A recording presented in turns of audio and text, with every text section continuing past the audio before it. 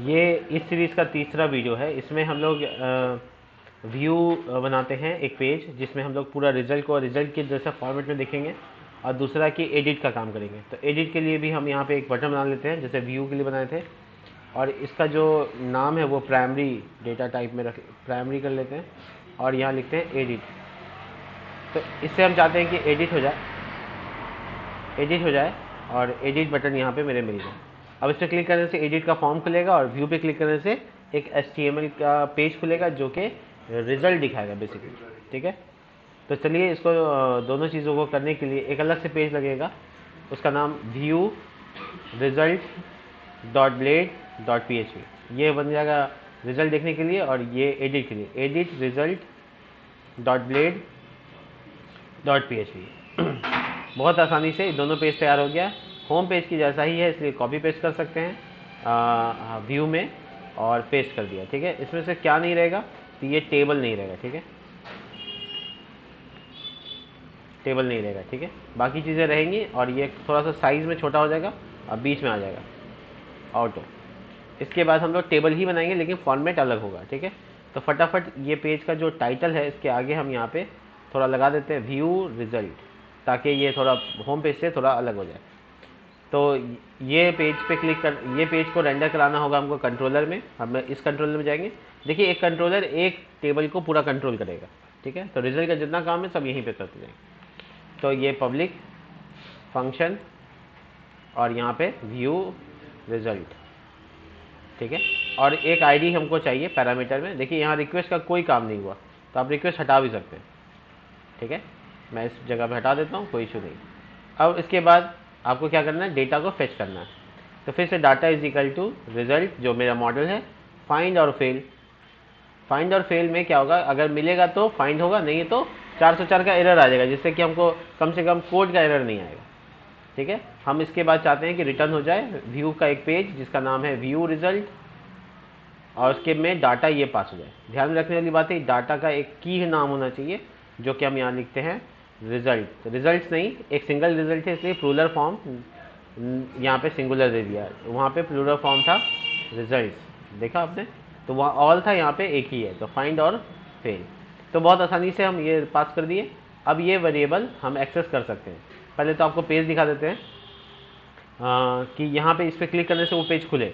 तो क्लिक करने पे खुले, इसके लिए होम पेज पे उस जगह पे लिंक ऐड करना पड़ेगा। तो लिंक ऐड करने के लिए लिंक बनाना पड़ेगा। ठीक है, तो इस जगह पे हम लोग को पहले लिंक तैयार करना होगा। तो हम गेट मेथड की तरह ही एक और दो बार colon get slash view slash result, आप कुछ भी चाहो लिख सकते हो, यहाँ पे कोई इशू नहीं आएगा। और इसमें जो आईडी आपको चाहिए वो भी आप डाल सकते हो। यहाँ पे रिजल्ट कंट्रोलर, जो कि आपका कंट्रोलर का नाम है, दो बार कॉलन क्लास, और ये फंक्शन का नाम व्यू रिजल्ट। और इसके बाद आप यहाँ पे नाम लिखोगे, क्या नेम, हाँ यहाँ नहीं, यहाँ पे जो हम लोग राउट लिखते हैं ये अपने मन से कुछ भी लिख सकते हैं, कोई दिक्कत नहीं, इससे फंक्शन का कोई लेना देना नहीं है।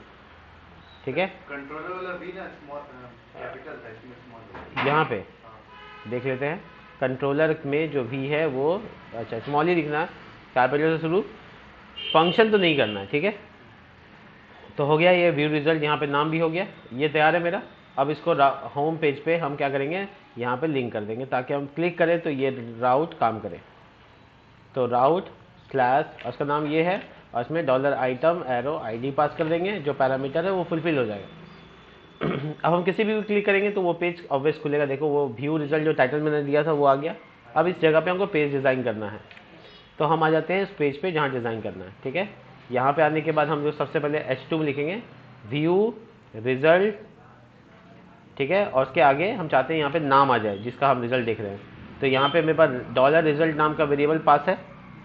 ठीक है, एरो नेम लिख देंगे तो हम लोग का नाम आ जाएगा उसमें, और उसके बाद एपोस्ट्रोफी एस लिख देंगे तो जैसे सिद्धार्थ होगा तो सिद्धार्थ रिजल्ट ऐसा दिखेगा।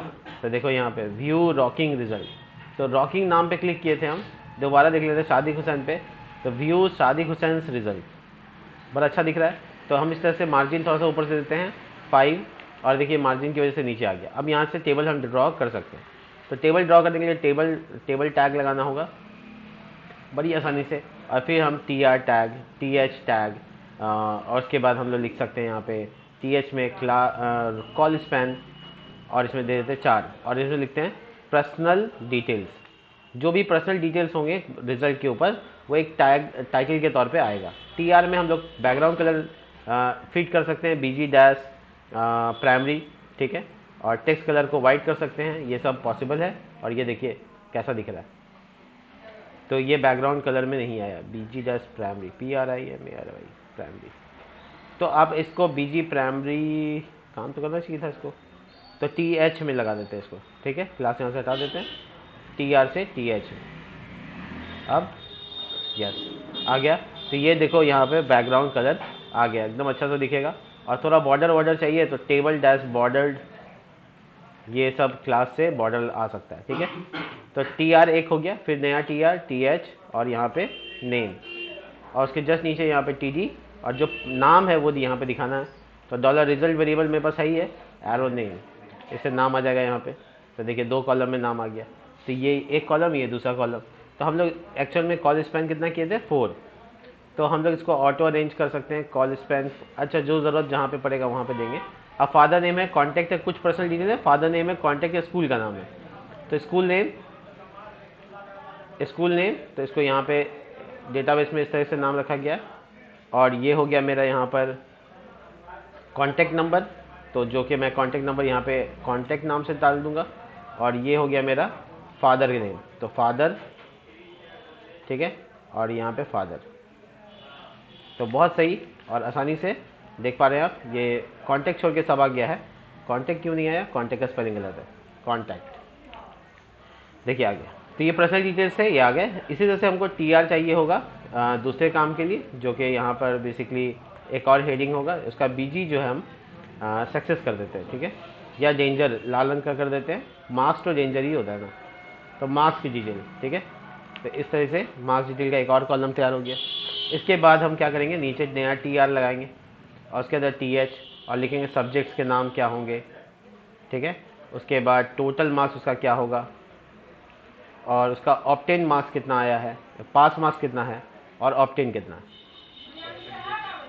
परसेंटेज की ज़रूरत नहीं। तो 4 कॉलम हो गया। आप ये माइंड कर रहे होंगे कि यहाँ पे ये देखिए घसक गया, ठीक है। तो इसकी वजह ये है कि यहाँ पे 4 कॉलम स्पैन करके 4 कॉलम का बना दिया, और यहाँ तो 2 ही कॉलम फुलफिल हो पा रहा है। तो हम लोग इस सब को 2-2 कॉलम कर देंगे तो 4 पूरा हो जाएगा।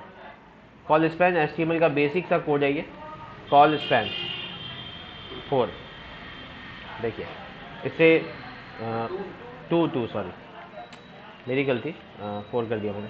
अब देखिए कितना अच्छा सा अरेंज हो गया। तो इसके बाद हम यहाँ पे अब मार्क्स में आएंगे, नया TR लेंगे, और नया TR के बाद H का इस्तेमाल करते हैं, मैथ्स, ठीक है।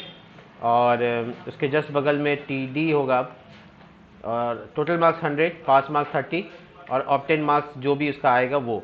तो ये यहाँ पे वेरिएबल आ जाएगा, रिजल्ट एरो मैथ।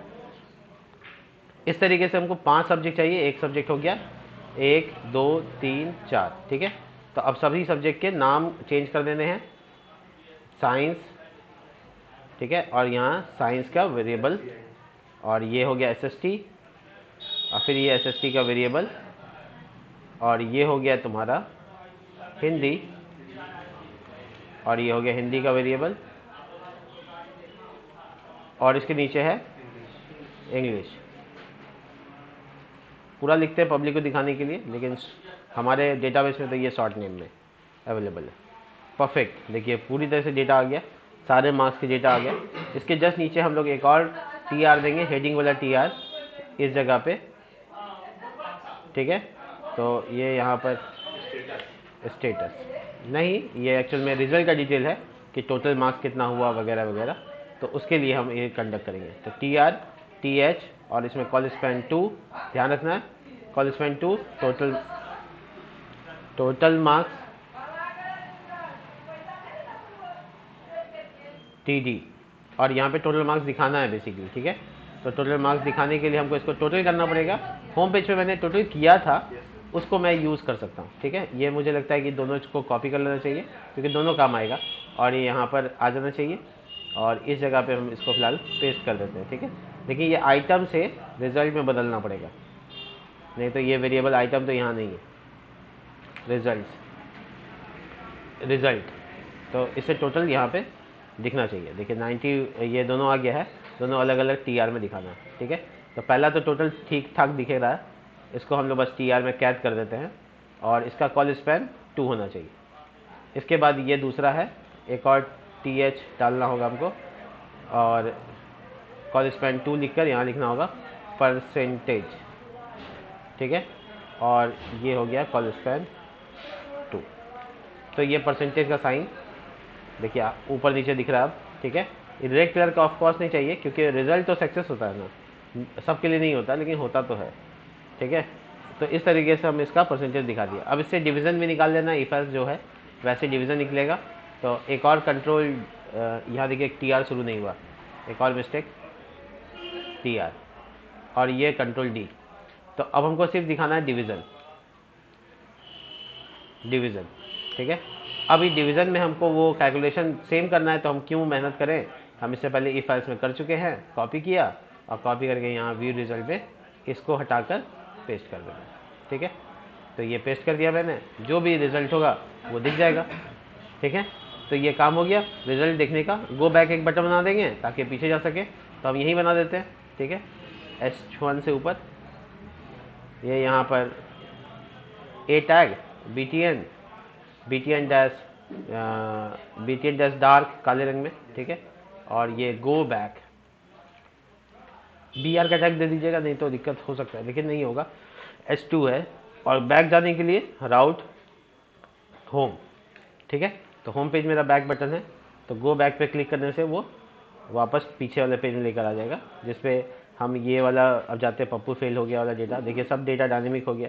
तो ये मेरा पहला रिजल्ट का जो पेज है बेसिकली दिख गया। तो यहाँ तक तो अभी हम लोग काम कर लिए और अब समय हो गया है क्लास ख़त्म करने का। तो मिलते हैं नेक्स्ट वीडियो में एडिट के साथ, तब तक के लिए बाय।